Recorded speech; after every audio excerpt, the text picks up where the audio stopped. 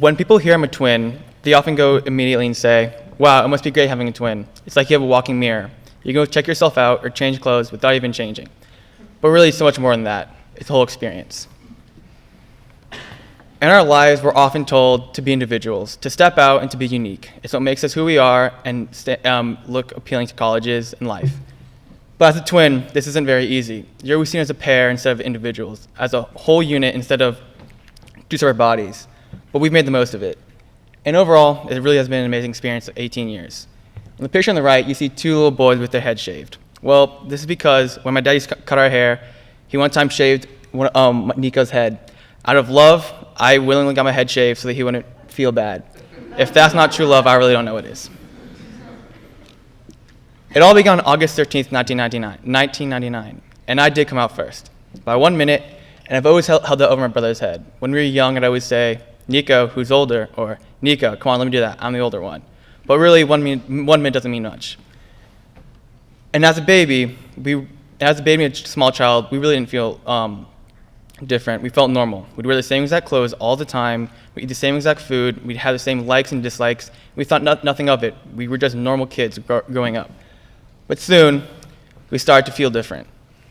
And when we moved from a very small old school to Oakridge, we began to polarize. We began to have very different likes. We began to look different, and we began to feel like we weren't the same. Interestingly enough, we do fight. We're not like the kids you see above, the angel child's circled above. We do fight. There's a system. I do this now, you do this later. I'll do half now, you'll do half in an hour. And when that system's broken, it's catastrophic. It can lead to verbal jousts, arguments, and even physical fights. But really, we've made the most of it. When we were little, we used to strip down our underwear and put on Hulk hands and battle it out. But oddly enough, that doesn't work anymore. So yeah, we have our ups and downs, but we've learned from these ups and downs. I mean, I'm a pretty mellow person, and I attribute that to the fact that I've learned to let things go. I know what's worth fighting for. I know what's worth letting go. When you're twin, you get asked a lot of questions, but most are just variations of these few questions. Which one are you? Have your parents ever mixed you up? Can you read each other's minds? And which one is better? The first few are very easy to answer. I'm Chris, I'm Nico, I have no idea. It really just depends on the day and how we're feeling. The second one, have your parents ever mixed you up? Yeah, they mix us up, but they also call us by our dog's name, so it doesn't really matter anymore. Third one, can you read each other's minds? Is that really a real question? I mean, if we could read each other's minds, I'm pretty sure there'd be like a big news story about that. But the last one, which one's better looking, which one's smarter, which one's the better twin, is a very insulting question, and I don't know why people think it's okay to ask us that.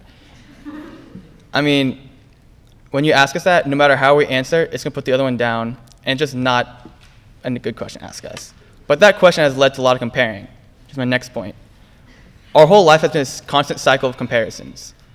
Other people, the two of us, and two of us on each other. And this has led to a really unhealthy relationship between the two of us. It hasn't been until recently that we've finally let go of the comparisons. We've lived life separately. We got too wrapped up in comparing each other that we've got to focus on ourselves and how to better ourselves. But Mutts and Cox changed this, and I'll tell you a story.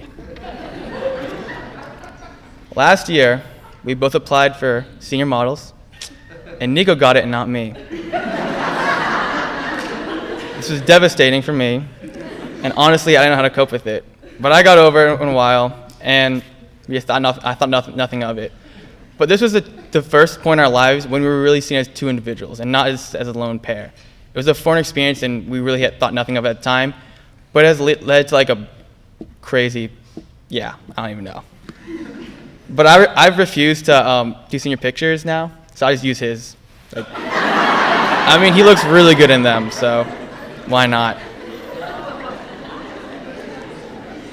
But yeah, we are two very different people, and as we've grown up, we've kind of polarized. We've become two separate people. We've tried so hard to be different that we really forgot to focus on ourselves, and oftentimes we would judge each other, like, oh, you're not doing enough work. Oh, I did this pile of clothes. Time for you to do that. That we really forgot that we should do ourselves. And the future next year, I really know what it's going to be like. I mean, I've slept in the same room, shared everything with you for 18 years, and it's been a great run. I'm not going to have that person to go to. I love you a lot, Nico. Always going to be here for you. Lastly, I'll leave you with a quote by Paul DeFilippo. And this is what I live my life by. A party is not a party without a set of twins. Thank you.